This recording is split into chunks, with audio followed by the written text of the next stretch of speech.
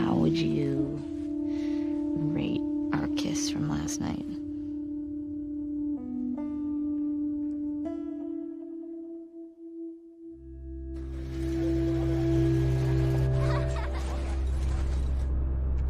Look who decided to join us. All right. You all know the drill. Run your routes. Mark your logbooks. You run into anything you can't handle. Ellie!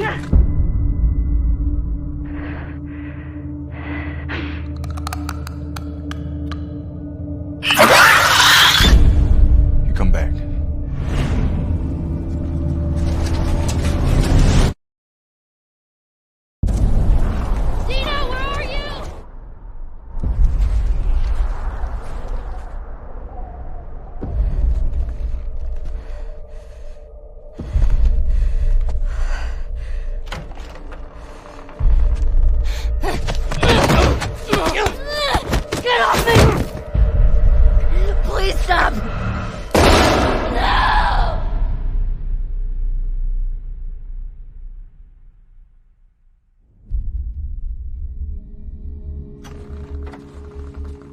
Tommy,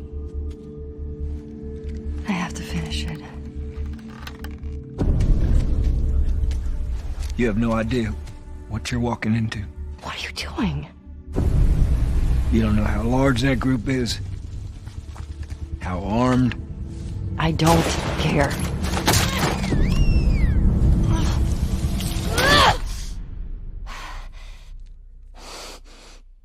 You can't stop this.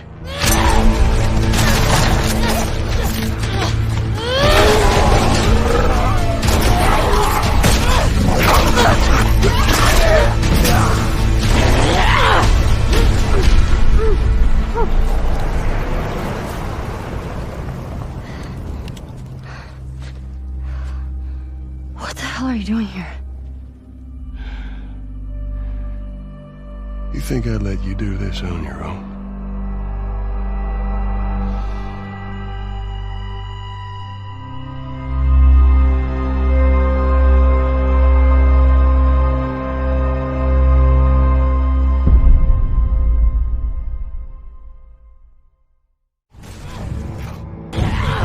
It's been about a year and a half since we showed anything from The Last of Us Part 2. In that time, we've really been kind of like heads down, quiet, because we want to make sure we have the proper time to do this game justice.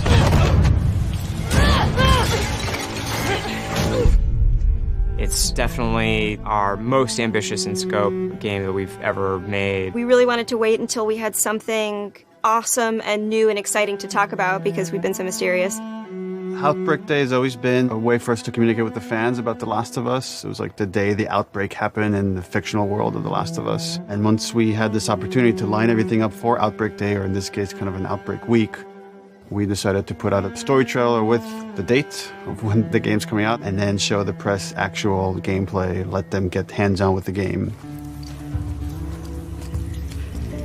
We're always trying to strike a balance of getting people excited for this game, show them a bit more of a glimpse of the themes this game is about, the cycle of violence, this idea of how far would you go to exact revenge to bring justice to the people you love. And then we also show that Joel is back and you get to see him for the first time. What the hell are you doing here?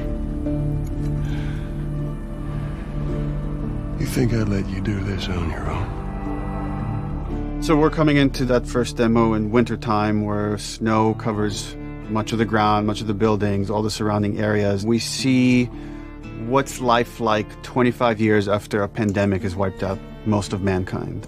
We pick up Ellie, who was 14 in the first game, is now 19. She's living in the city, Jackson. Which is where Ellie and Joel have been living for the past 4 years in this sweet settlement. What we come upon is their regular day-to-day life. We're coming in on Ellie and Dina, her best friend, patrolling the outskirts of Jackson, looking for infected to clear out to keep the area safe. Ellie and Dina at this point have been friends for several years, but there's been underlying romance between these two characters. From the demo we put at E3, where you saw this festival and this dance, and these two characters kissed for the first time, this demo takes place the day after. And then over the course of the level, they encounter some truly dangerous things. We wanted just across the board to make the enemies more threatening, to raise the tension that we started establishing with the first game. So that means the infected, even the lowest class, the runners, are more dangerous. Something that was really important to us was empowering all of our characters, right, and making them all equal. Ellie, as we saw in the first game, is incredibly capable, but this is a world where you need to be capable to survive, and we wanted to empower everybody. And the way that reflects in combat is, Dina is way more effective. So when we have Dina going out, while she may seem the less hardened character, she knows how to use a gun, she knows how to stealth, she knows how to kill a clicker as well as Ellie. When we were looking to expand on The Last of Us 1 to The Last of Us 2, one of the things that jumped out as being an avenue that was really worth exploring was traversal. Ellie is so much more agile, kind of more athletic, that it seemed like we should really pursue this whole avenue of gameplay. Introducing like a real jump, like a real arcing jump, has allowed us to make for much more interesting puzzles, more interesting vertical environments, and can frequently integrate well into combat setups as well. She's able to move quickly in a lot of different ways. She can dodge attacks. She can squeeze through, we call them squeeze-throughs. Oh, looks like I could fit through that. Oh, I can fit through that. That's cool. And that has been such a great integration into the combat loop of like, you're fleeing an enemy, or you're trying to get a flank, you're in stealth, and you just kind of like scooch into a room or behind an object. In The Last of Us, you kind of rely on your weaponry. Like, they're frequently the difference between life and death. They're with you for the entire game. A lot of the gameplay choices that you make are based on how you use them, how you evolve them over time through your upgrades. We really wanted to give an opportunity to look at them up close, to interact with them physically. And so the workbench seemed like the ideal place to do that. I think over the course of the level, just talking about the tech for a second of just a snowy environment, we've got all the deforming snow stuff you'd expect, brushing by on horseback a branch and the snow falling and collecting on the horse, like all these things you would expect in a realistic grounded world. We have this weather, the storm kind of kicks up. Over the course of the level, it goes from more of a clear day into a blizzard. It's all just to build this tension of, the mess that they got themselves into. Can they make it safely out? Dina, where are you? Eventually, they end up in this old abandoned library. And it's in this moment where Dina really pokes and wants to get the ball rolling on this flirtation, wants to bring down Ellie's walls. And they kind of reveal to each other how much they like each other. You're infuriating. Have you met you? And then we have a second demo that the press played that's like much later in this story where Ellie has started going down this road of revenge. She finds herself in Seattle, pitted against this group that controls the city. Called the WLF. They're kind of a little bit like a militia that has taken over the town, and they have a very zero-tolerance policy on people who are not from Seattle, kind of intruding on their space. And she hears over the radio that a male trespasser has been spotted, and she knows that the WLF are closing in on him. And so we find her negotiating this abandoned hillside suburb. And she's running into this new enemy type of guard dogs that the WLF are using. Dogs have a new sense of perception to bring to the table, which kind of puts this really interesting wrinkle on stealth gameplay, where so far you've been dealing with sight and sound, trying to stay out of sight, trying to move slowly to be quiet. But now with enemy dogs, you have to worry about them picking up your scent trail. If you go into listen mode, you can see, we have a visualization of that scent, so you can see like when the dog is sniffing you and where it's going. You can throw bottles to distract the dog off of your scent, and it just adds this extra tension.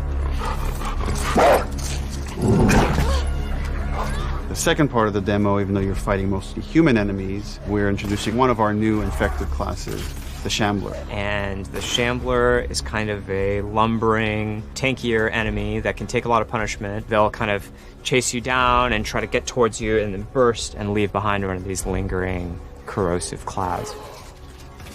In the demo, we have this mini boss fight, and that class happens to be a stalker. It's a class between runners and clickers. It's a class that can hide and run away, and we wanted to do a lot more with them in this game. And because we have this evade mechanic, you can kind of go toe-to-toe with someone, and we can have these boss fights that we weren't able to have before. So you guys can go back and forth and exchange combos and evade each other and slam each other onto like desks, and we can now render all these physics objects, and it's all done in service of just grounding you more in this world, making you more immersed in this fight and feel like Ellie is barely surviving by the edge of her abilities.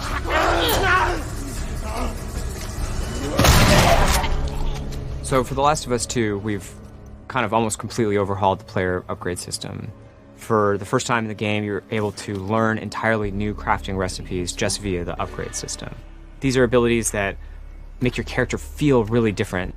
You are really able to pursue the playstyle of your choice and kind of make the Ellie that you're playing your individual Ellie. We designed the whole experience to be something where it's a balanced stealth experience where you have a lot of tools to escape, you have a lot of tools to evade, you can entirely stealth past everyone. Got something. We'll look into it. And then the other big thing we did to immerse the player is make the human enemies much more threatening. They communicate a lot more between each other. Their AI is much more sophisticated. We rewrote most of the systems for this game.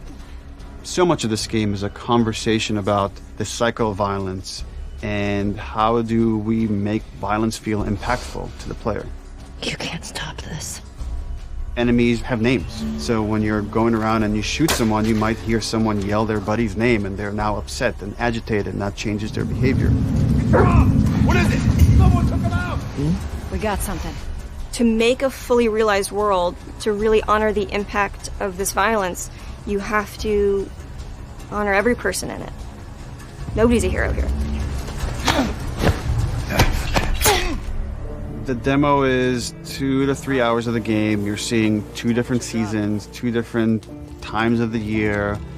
It feels like a lot, and it's a tiny fraction of this entire game. And as we get closer to release, we're going to show more and more of the game, but we're going to be very mindful and conscious to not spoil like big things about this game. And I'm just super stoked for people to finally see the whole thing once it's out on February 21st, 2020.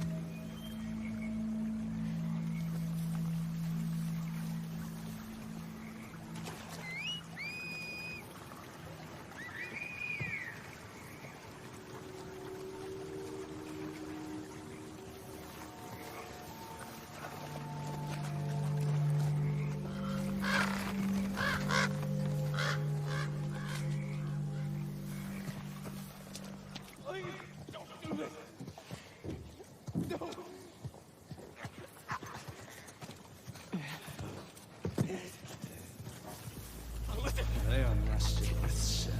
What is... Free. Oh, shit! No! No,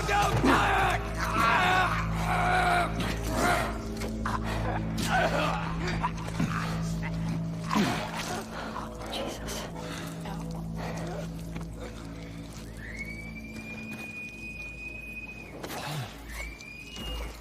Spread out.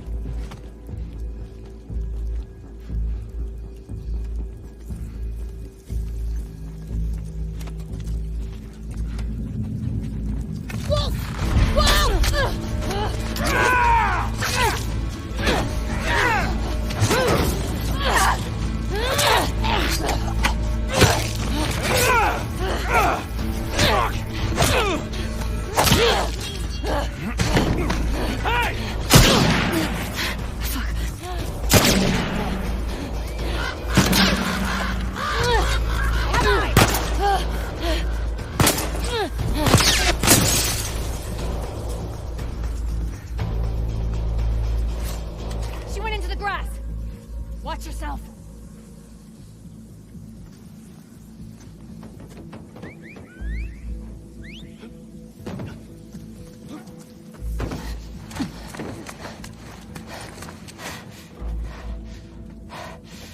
Ethan. What? Wolf. She came through here. Damn it. Double back. Go!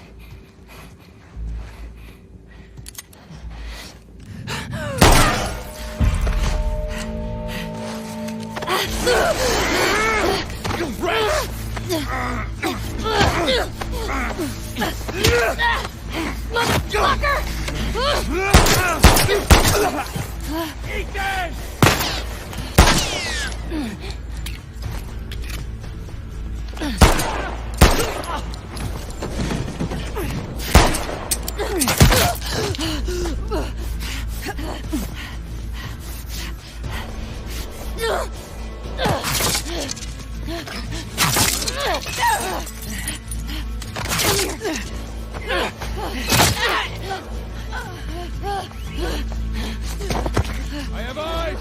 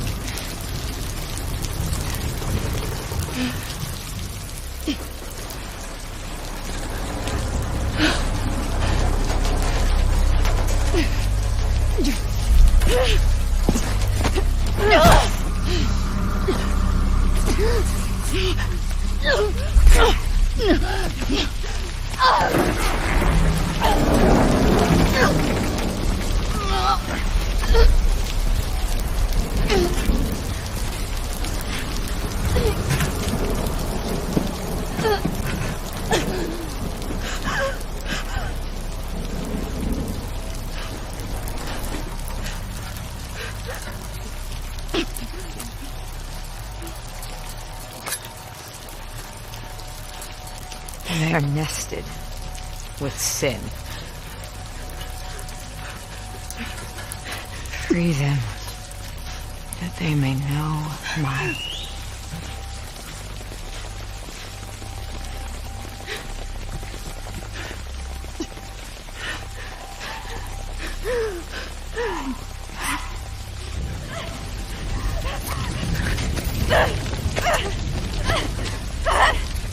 Yara!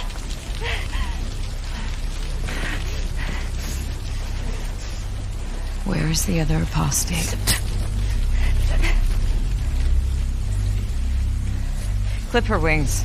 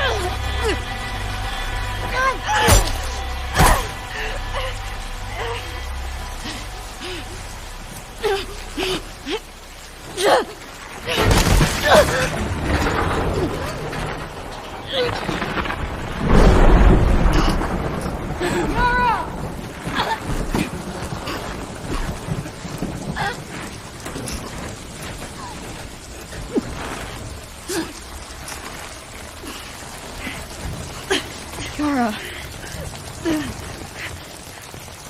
Demons are coming.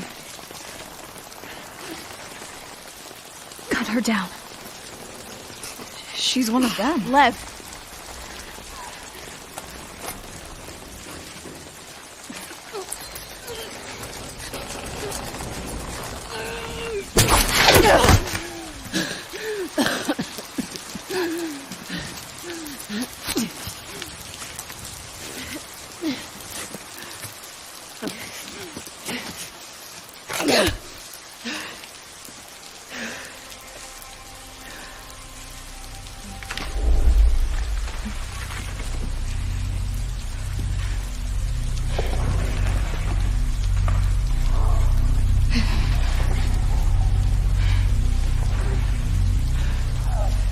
Watch your backs.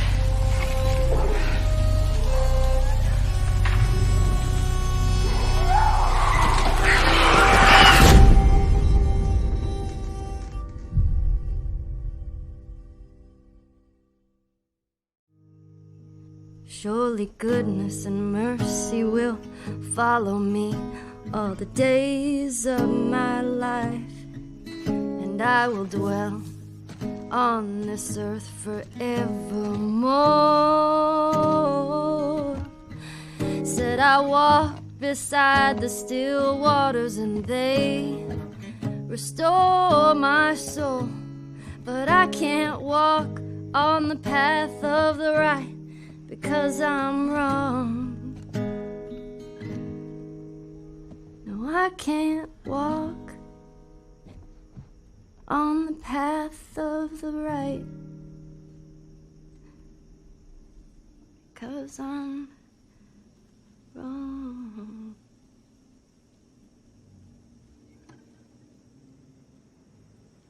What are you doing, kiddo? You really gonna go through with this?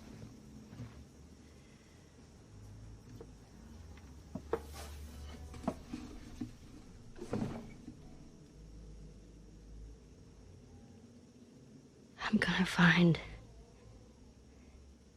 and I'm gonna kill every last one of them.